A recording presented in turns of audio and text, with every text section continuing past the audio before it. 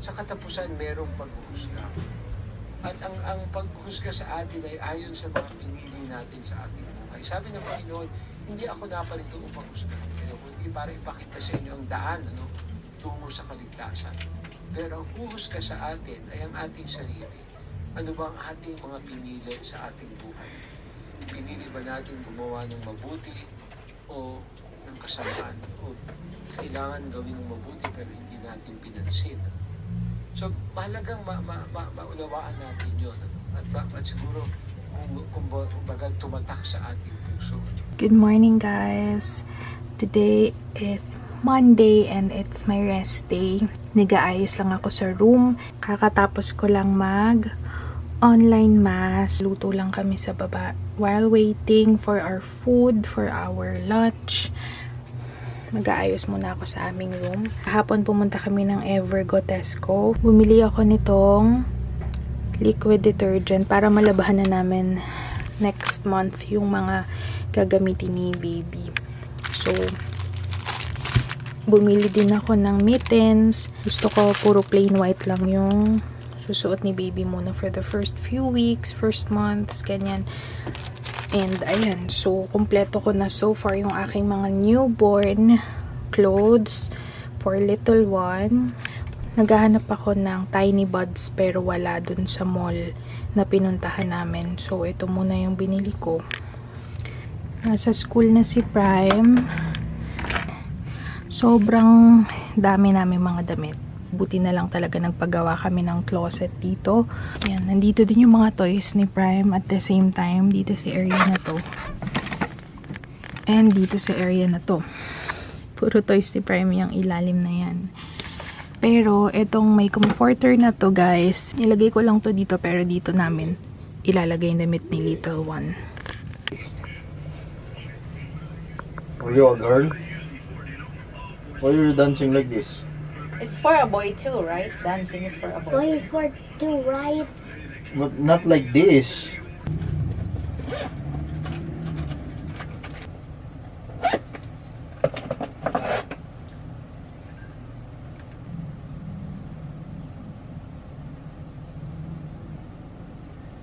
Hey mommies, kakauwi lang namin nagsundo kay Prime. Sobrang init sa labas. Hiningal ako, grabe. Gusto ko kasi sumasama pa rin ako once a day. Like, if ever hindi paghatid sa pagsunduman. Either of the two. Kasi magbabakasyon naman na si Prime. And late namin nasundo si Prime kanina kaya umiyak siya ng bahagya. So, nagalit siya. Si Pao kasi may work pa. Hindi naman ako pwedeng solo na magdadrive ng e-bike kasi matagal na ako hindi nagdadrive mag-isa ng e-bike. Nagalit si Prime sa amin kanina. Although, may mga kalaro naman kasi si Prime. Siya ngayon nagre-request na late siya sunduin. Eh kaso, maaga nagsiuwi yung mga classmate niya, yung mga kalaro niya. Wala na siyang kalaro. Wala nang naiwan. Siya na lang. Kaya, ayun, nagalit siya. Ano, late ka pa susunduin o hindi na? Baligtad yung damit mo. So, ayun, pahinga lang muna, ma'am. Nakapagluto na ako ng hanggang lunch namin. Meron na din kaming pang dinner. Later, iinitin na lang. So, mamaya may pasok na ako. Kaya maghihiga muna ako. Pahinga konti. And, hindi na ako natutulog hindi na ako nagna-nap time sa hapon, mommies. Kasi, kompleto naman ng 8 hours yung tulog ko. Minsan, since 1 a.m. nag-out. Galing kasi akong day off. Kaya nakatulog ako ng kompleto kagabi. So, wala. Depende pa rin. Minsan nakakaantok. Pag nakakaantok yung araw. Yun. Tulog. Idlip time. Ito na si Prime na galit. Ang ating tummy. Akong magpa-eyelash extensions. Nung isang araw ko pabalak. And pwede naman siya sa pregnant. Pero siguro kapag ano na lang. Kapag malapit na ako manganak. Like 1 month. And mom, nalagay na pala namin dito yung aming biniling wall display. Kasi nga, 'di ba, ito yung pinagtanggalan ng aircon. So, pangit kasi siya. Halatang tinapalan siya ng semento. And, yan, bumili kami ng painting habang hindi pa dumarating yung in-order namin na wedding picture. Hello, mommies! Good morning! Kumusta ang lahat? Ako ay ika 7 months, magsi 7 months na pala na pregnant, and konti na lang, 2 months na lang, 2 months more to go, and mamimit na natin si little one. Kulang pa rin ang aming mga gamit, hindi pa rin ako tapos mag-nesting, still in the process of completing all the baby essentials. Pero naka-add to cart naman na yung mga like big purchases like crib, yung duyan, na yung parang baby rocking chair, parang ganyan.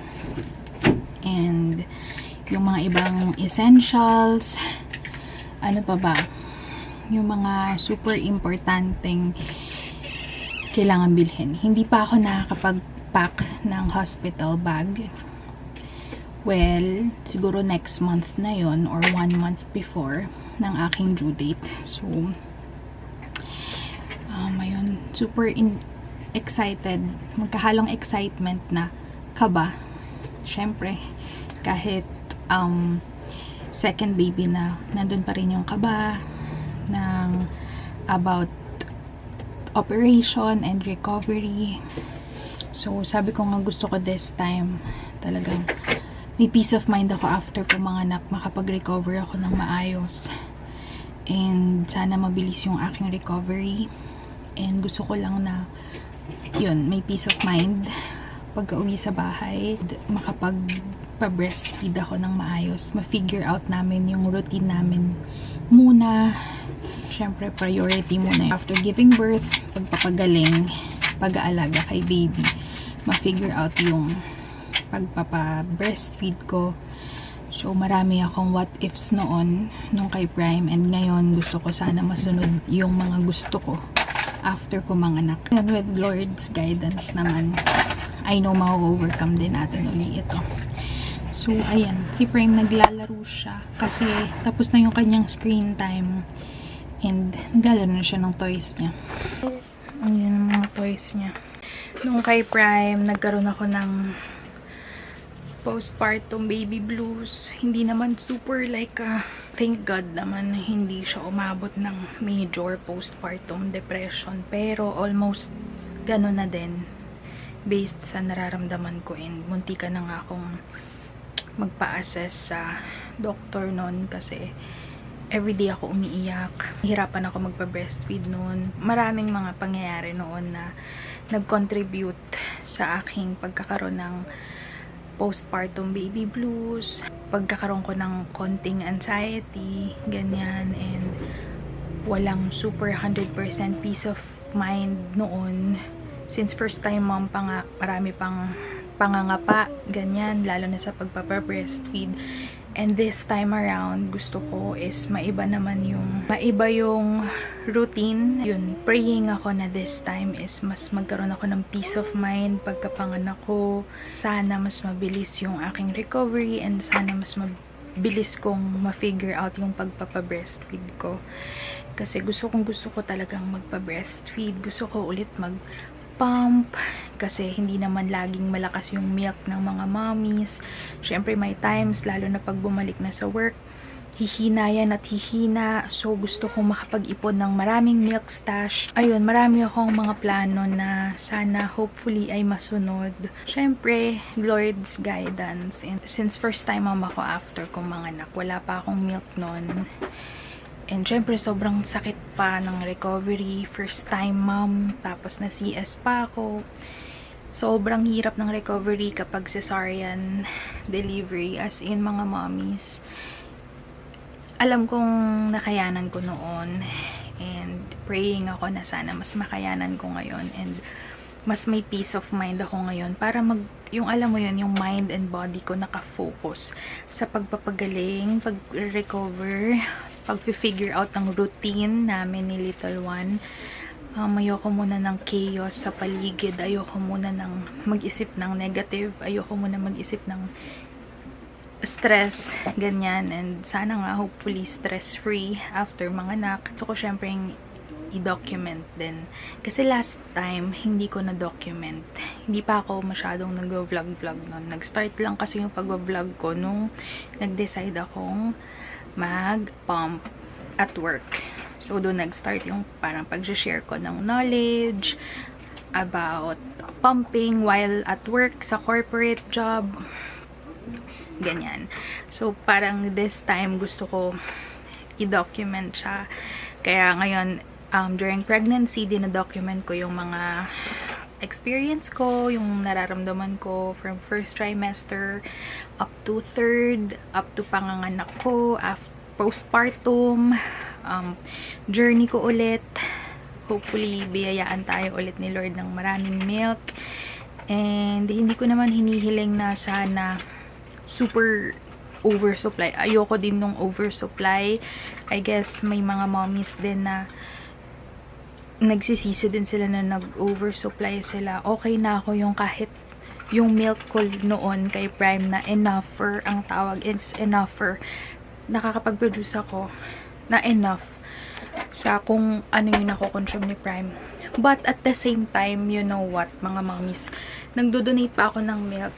Like, for example, nasaktuhan kasi, ang dapat, nag-iipon ako ng milk, magdo-donate sa hospital sa mga premature babies.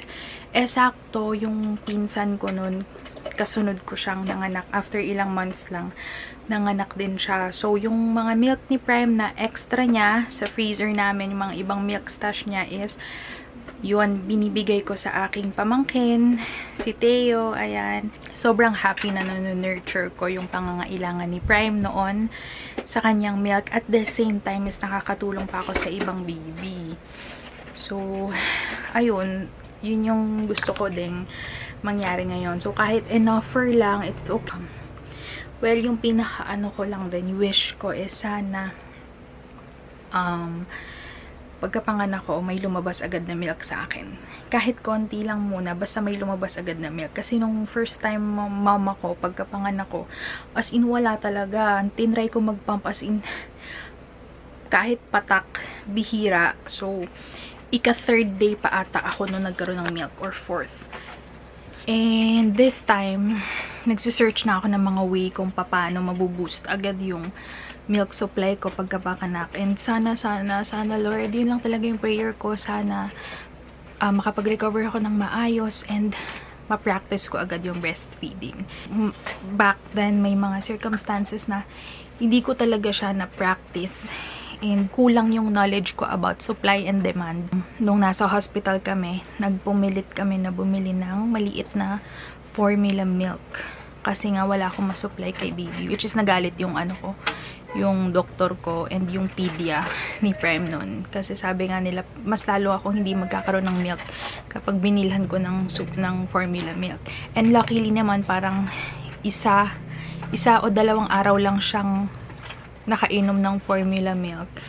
Pero pag uwi namin, tinago ko na agad yung formula milk and naliwanagan na ako sa pagbabasa-basa ko sa mga breastfeeding groups, pag-search ko, syempre prayers din, araw-araw ko talaga siyang iniiyakan. Maraming mga pangyayari na hihinder sa akin na i-practice yung only latch. As in, dapat kasi 24/7 nakadikit lang sa mga mommies yung kanilang babies, lalo na pagkapanganak. So this time, gusto kong ma-practice yun this time, na talagang mag-focus ako sa pagbe-build ko ng routine kay little one. Nagsisearch na ako ng mga ways, yung pump na gagamitin ko if ever, kung ano yung mga magagandang pump ngayon na mas nakaka-drain ng milk sa ating breast. Naalala ko noon kay Prime is meron naman kaming skin to skin. Ang naging major problem is meron nga siyang lip tie and tongue tie. Hindi, syempre nung mga unang linggo, hindi pa namin yun alam. Hindi pa kami aware about sa lip tie and tongue tie niya. Ang nasa mindset ko lang nun is, ayaw niya dumede. Hindi siya marunong mag-suck. Kaya nagiging fussy siya, iyak na parang feeling ko wala siyang nakukuhang milk sa akin. Kaya ang nangyari nun is, nagpump ako. Pagka-uwi, nagpa-pump ako, tapos isasalin ko sa bote. Tapos, papadidehin siya sa bote. Which is, medyo may proper way pa and mas may magandang way kung paano mas mabuboost yung milk ng mga mommies. Which is, only latch talaga. Kailangan hindi nawawala sa tabi ng mommies yung kanilang newborn. Lalo na first few weeks, first few months, it's very crucial din sa pagbibuild ng routine ni baby. So, this time around, sobra akong nagdadasal and nagpe-prepare knowledge, ganyan, sa mga ways ng mga other mommies kung paano sila nakakapagpa-breastfeed agad pagkapanganak. So, yun yung inaaral ko ngayon. Nangyari kay Prem noon. Tapos, naalala ko nga, syempre kasi iiyak si baby. Dapat kasi pag iiyak sila, talagang papadidahin mo lang. Kahit feeling mo walang silang nakukuha sa'yo, feeling mo walang lumalabas na maraming milk. Talagang latch lang ng latch. And hindi ka titigil bilang mommy na gustong mag-exclusive breastfeeding. Hindi ka titigil sa pagpapalatch sa iyong baby. As in, only latch. 24/7 dapat nakadikit siya sa'yo. Yung pagka umiyak lang habang dumidede sa'yo, iisipin mo na wala kang milk. Kasi ang totoo niyan, kapag newborn, merong mga may mga nabasa ako even back then. Kaya nagpursige din ako magpa-breastfeed. And na-inspire din ako na mas aralin yung pagpapa-breastfeed. Kasi nga, di ba, first time ang ako noon. So, talagang kulang yung knowledge ko about breastfeeding, especially. Ayun, si Prem. So, ang ginawa ko, nagbasa-basa ako sa mga GC, nagbasa-basa ako sa mga Facebook groups, ng mga suggestions sa mga mommies doon, mga experiences nila. And sobrang nakatulong din sa akin, guys. And yun, talagang kung gusto natin i-exclusive breastfeeding ang ating baby, talagang yun, mali ko rin noon na hayaan siyang timplahan ng formula kapag feeling namin di siya nabubusog. Talagang may growth spurt yung mga babies and sobrang tiyaga talaga ang pagpapa-breastfeed. Sobrang hirap na commitment but fulfilling, and I want to make sure na this time yun din yung sana pinagpe-pray ko na sana maging successful uli ang aming breastfeeding journey ni little one para healthy. Syempre, bukod sa healthy, syempre... Can you video my line of... Look. This is the sniper one. Here's the double gun. These are the axes. This is the bow. Here's the double pistols. And here's this one.